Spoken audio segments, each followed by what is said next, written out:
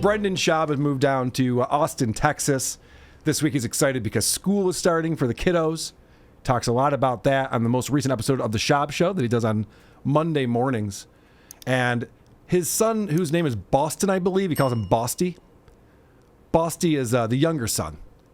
And Bosty's also a baseball player. And Bosty just got a new baseball bat for the new season that's coming up. I know. I could tell Adam's already very excited. This is compelling stuff that we're talking about. So what Brendan Schaub does is he learns a word and then he uses it over and over again. And it's embarrassing. You'll pick up on it immediately what his new word is here. Baseball. Bosty got his first real baseball bat. He's so crunk because, his brother is playing at a high level, so he's still doing his thing. But now he's playing with the 8-year-olds. He's playing up, so he needed a real bat. So he bought his first real bat. You've never seen a kid so crunk about a baseball bat. Because he's always gotten, bullshit bats because, he's 5. So it's not like he's hitting friggin' dingers, He's not going Oppo Taco with those little bats. But now he got a real bat, so he's crunk, man. He's not psyched. He's not enthused. He's just crunk 3 times. Go ahead and mix it up with a synonym sometime. It's what broadcasters do. Nope, the only word to describe the way he feels is crunk. This is not a current word. This is not a new thing. I'm not familiar with it, I'll be honest. I mean, I'm not hip like Brendan Schaub, so. I think it's pretty old. I think it's, it appears in Outkast tunes from the 90s. This is not new lingo that he's picking up right now. Maybe it's new to him in Austin. I thought it meant a crazy drunk bitch. Oh shit, she's crunk. Let's get the fuck out of here. But apparently we the type of people make the club She's got crunk. A bat. Yeah, she's crunk with that bat. Get the fuck out of here. I dated a girl. Anyway, it doesn't matter. Chris knows what I'm talking about. All right, we're going to hear about Brendan's weekend, his big weekend, going to San Antonio, and we're going to find out why he went to San Antonio. It was for business, and by no means is he bragging about anything at all. Why would he do that when he sees his friends like Tom Segura getting panned for bragging about his wealth? There's no way Brendan Schaub, who gets clowned every day on the internet by the homeless cats, there's no fucking way this guy's going to open up a show bragging about all the cool shit that he's doing. Yeah, man. Spent the long weekend. We went to San Antonio. Went down there for business. Spent some of my UFC antitrust lawsuit check on a 2009 ZR1. 1,000 horsepower to the wheels. Now, the plan was to pick it up and then drive back with the kiddos in that, and my father-in-law was going to go with me. But then I got in it, it's a 6-speed, it's manual. I thought, probably not the best parenting if I put them in this thing and drive all the way back to Austin. I mean, it's only an hour and a half. It's just not smart. It's that one there where I have the gray shirt on, Jim. There you go. It sounds like a goddamn gargoyle. I was watching his Instagram video of him and his kid in the car.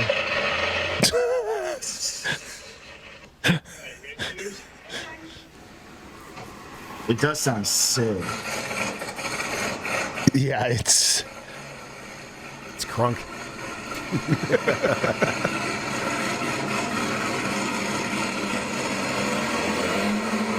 It's an absolute savage. What I like about Brendan, he's so relatable. He went to San Antonio, picked up a $100,000 Corvette, and it's too much of a sweet muscle car to even put the kids in and drive back, so he had to do it on his own. This little story and the delivery, it had something to piss off everybody. Yeah. There was nothing to like about it. The delivery, everything about it just said pompous, entitled, spoiled asshole on the heels of my kid got a bat, rite of passage, But anyway, check out what I got. Yes. Now watch my kid watching me. Now watch me watching my kid watching me. And I don't have all the clips, but there are multiple photos they show of these kids in the car, and anyone can do anything they want with their lives. I don't care. If you want to feature your children on your podcast, all well and good. I would never make that decision myself, but if that's what you want to do, it's just surprising to me. We've never seen Joe Rogan's kids, you know what I mean? Howard always kept his kids, Opie. If you don't want to hate, it seems like you might want to protect your family members from that. I didn't even know Joe Rogan had kids until you just said it. Yeah, it's because he doesn't. Yeah, he doesn't bring it up, and he doesn't put out Instagram. Oh, I don't follow him on Instagram, so maybe he does his sweet muscle cars with his kids bouncing around. Probably not. So he just bought this really expensive, really nice 2009 ZR1. And then he goes on to explain, because this is what, when you have a ton of money, you can do. He doesn't even like Corvettes. Yeah, it's an absolute monster. I'm not a big Corvette guy, but for the record, I've never been a big Chevy guy. Sure. And then the more I go down this whole car adventure I'm on, it's like, I've always loved Ford, loved Mopars. And then there's a reason why people love the LS platform, and I've never really looked into it. Again, not the biggest Corvette guy, but the 2009 C6 ZR1, the C6s, right, your boy fucks with. To me, that's one of the greatest American supercars ever made. Yeah, I think we can all agree on that. I think we can all agree on that. I was trying to think, fucks with it. Who's the audience for this? So if you watch the Schaub show, it's mostly about UFC. He was a UFC fighter. He knows Dana White.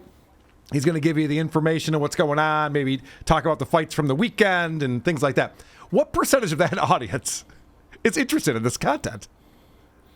No one is. No one's interested.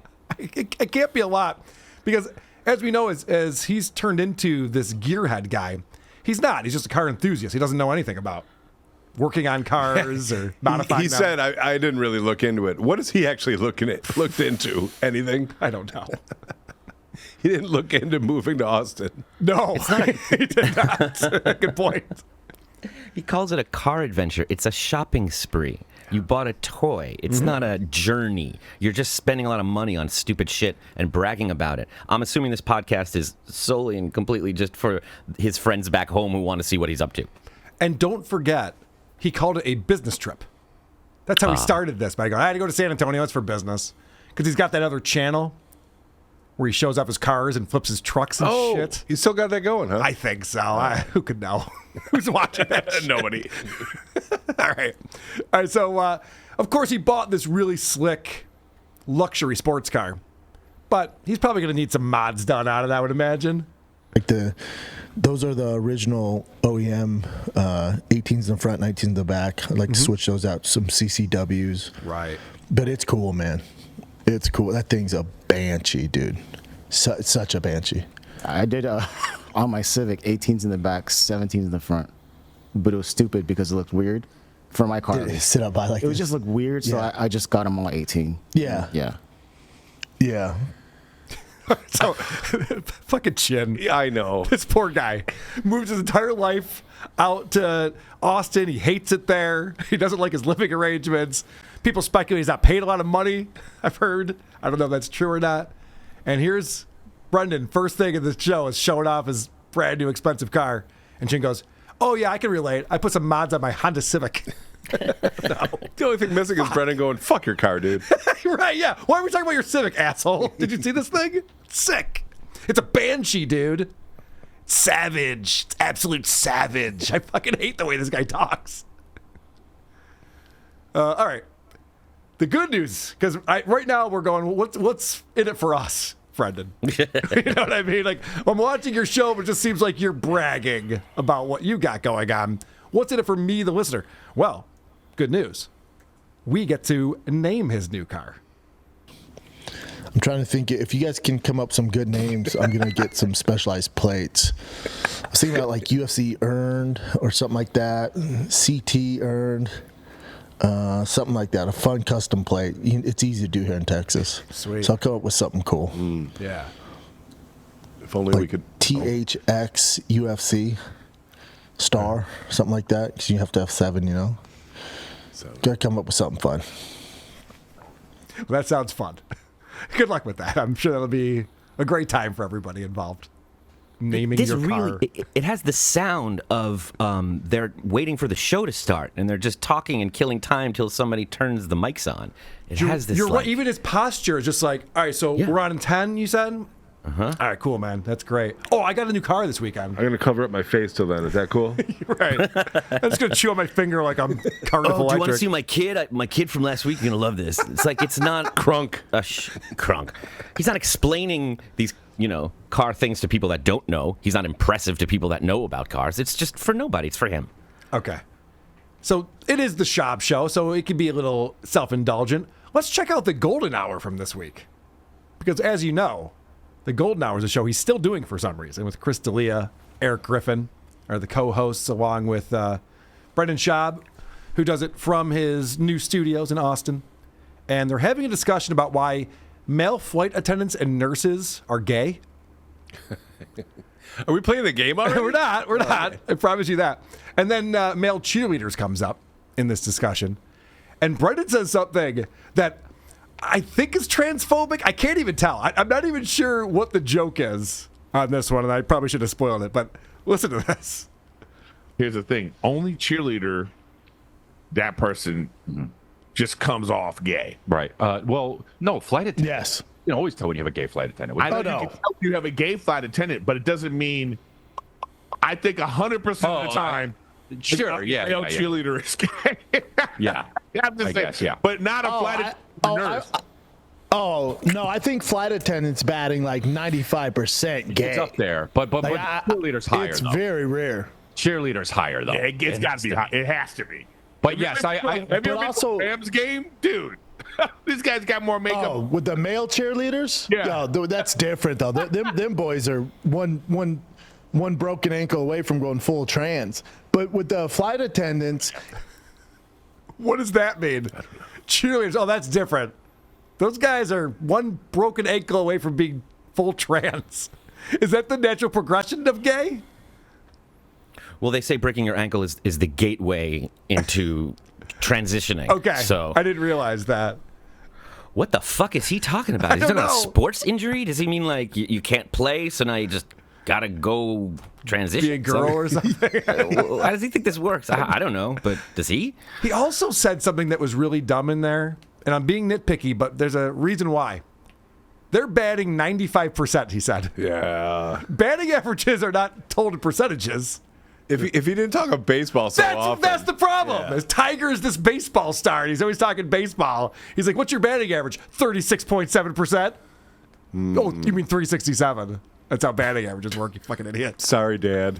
I know. I feel like I'm scolding him, but he should know that. It is crazy the confidence and volume with which he shuts everyone up to say nothing. Yeah, well, you're going to see that coming up in just a moment. But first, they teased their Patreon.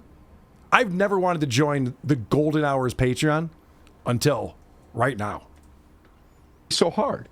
Oh, and speaking of everybody, Also, Houston, go to gettickets, Yay! join the Patreon because we're doing Chris and I are going to do the newlywed game. Our wives are. Oh yeah. Our wives are coming to Zoom on. So. zooming oh, in, cool. so- They're doing the newlywed game with their wives? Yeah. That's amazing. Chris D'Elia, who's cheated on his wife with everyone, started a sex cult while married. Possibly girls who are a little younger than they should be. Maybe. Maybe. And he's like, let's get my wife in here. Let's figure out if we know each other. What turns on your husband? New pussy? Anyone but me. Yeah, right. Yeah, exactly. Strange, I think, is the answer to that. That's wild that they're doing that. Yeah, we have to keep up on that because it's obviously part of some like rehab thing they're doing to fix their image, or at least to fix his image and make them seem more accessible. But judging by the amount of effort they put into their main show, if this is a Patreon only show, they're not gonna prep, and the wives are gonna step in and just start talking, and we're gonna want to hear what they have to say. All right, you convinced me. I'm purchasing that. Good, thank you. We are purchasing the newlywed Great. game for the Golden Hour featuring Chris and Eric Griffin. Oh, I can only imagine how Eric is around his wife, too. He's already such a douche and a bitch boy. It's probably very samey. I think Chris would change a little. Yeah, well, we've seen Chris with his wife because she comes on his show from time to time. What's that like? She berates him. And he takes it. With a roller pin. I mean, Blind Mike covers it very well, but it's like you can tell there's a lot of pent up rage that she takes out on him in front of the camera. Yeah. So this should be interesting. I do be want to check great. that out. Yeah. Join our with Patreon. questions. So join our Patreon for that. Oh, And, Eric, your boy Matt Rife bought that haunted house, the Annabelle house. Yeah, man. Ain't that crazy? well, yes. Oh, dude, that's if I had his money, I'd do the exact same shit. Of course he would. This fucking idiot is constantly making bad purchasing decisions. You know what I would buy is a haunted house. Yep, I believe it, Brendan. Smart investment. But he sounds like a 4-year-old. Yeah. Your friend, Matt, he bought a haunted house. He bought a haunted house. Pretty cool, Very huh? good. Very good, Brendan. You got it. Pretty neat. You guys have probably seen this news.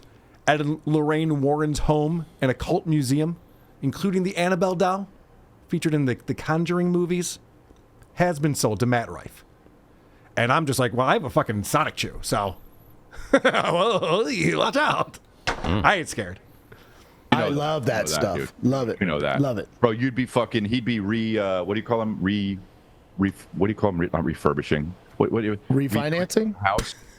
Nope. Definitely not refinancing. He's talking about restoring a home. He goes, he'd be refinancing? Unfinanced. Yeah, to get a better rate. That's what Matt Rife is looking for. A better interest rate. Fucking idiot. So this goes on. This conversation fascinates me. Because Brendan Schaub is like really into ghosts and stuff. I know. He's a child. And Chris D'Elia, who I rarely agree with, makes some good points. So this is the thing about this, and this is That's on the East Coast. This is cool, and this is, props to him for getting into other, areas of business, But I love that this is a business, and also nothing is haunted, though. Yeah. That's the best part. That's just the best part. It's like the Bigfoot thing. No, you got to look into it. You don't know. You got to look into it, dude. Do you know the history of that house? Hey, possess me. I'm with you. I love Adam's reaction. I love Brendan getting defensive about this. It's what I was hoping would happen. Chris Lee is going, he bought a haunted house. You guys know that's not a thing, right? And Brendan's like, have you done your research on that? You got to look into it, man. How does the realtor sell that? All right, it goes on. Possess me. Yeah. I'm ready. Dude. Go hang out. Go hang out there. Go stay the night there, and let me know how you come out alive. Yeah, but how about this? I don't want to because of how it's going to be so creaky and boring. Yeah. Yeah, no, and Wi-Fi work? terrifying. Terrifying. You forgot terrifying. Yeah. Chris Lee is just like, well, I don't think ghosts are real, so I'm not worried about it. I can stay in a fucking boring house if I wanted to. Oh, wow. Honestly, ghosts don't do anything. I'm more afraid of spiders. They bite. Like, that makes sense to be afraid of spiders. Even sharks, if you want to be afraid of sharks, like some people we know. Right. It's a valid fear. It's a valid fear. They're dangerous. Ghosts, you never hear like death by ghost, you know? This is going to creep you out a little bit or something. Now, listen, you have brought this up before. Podcasting by yourself, not healthy, also not terribly easy to do. Right. You don't have someone there, different energy. So I'm watching the Schaub show clips that you were just showing, and he's talking about his new purchase, the toy. Yep. Acting very childlike. I've never seen him this childlike. This I know. is amazing. It's crazy, isn't it? Okay, it goes on. Because he's really excited about this Annabelle doll that Matt Rife is now the owner of. Jelly. Annabelle. I will Yes. say this: I've seen almost every horror movie. The Conjuring ones, I saw the first two, and I was like, I hate this. So I don't know really. Oh, the you're story. an idiot. Oh, you're a fucking idiot. Fucking asshole, bro. Real Annabelle doll looks like that. I'm out. Yeah. Hold on, let me just give you a little history here. Let me give you a history. That Annabelle doll, the guy who was on one of those ghost shows carried that doll right across the state lines. He died the next day. This is like 2 weeks ago. No. That happened? This is 2 weeks ago. Yeah, that happened. This is real. So does it have to do with the doll or the state lines? I was wondering about that. Like, does the doll recognize state borders? It's a cop. Right. They're like, oh, are we entering New Hampshire right now? Because You're under arrest and you're dead. I'm going to have to kill you for that. So this guy had a heart attack, and Brendan Schaub goes, well, ghosts are real, obviously. Is that what haunted dolls do? They give you a heart attack? Yeah, they wait till your cholesterol's high. He's convinced of that. Yeah, they make you make bad decisions with your eating habits. That's what the haunting is. They start when you're young and they implant these ideas, and slowly over time you get colon cancer, and it was really them the whole time. Move to Austin, eat barbecue.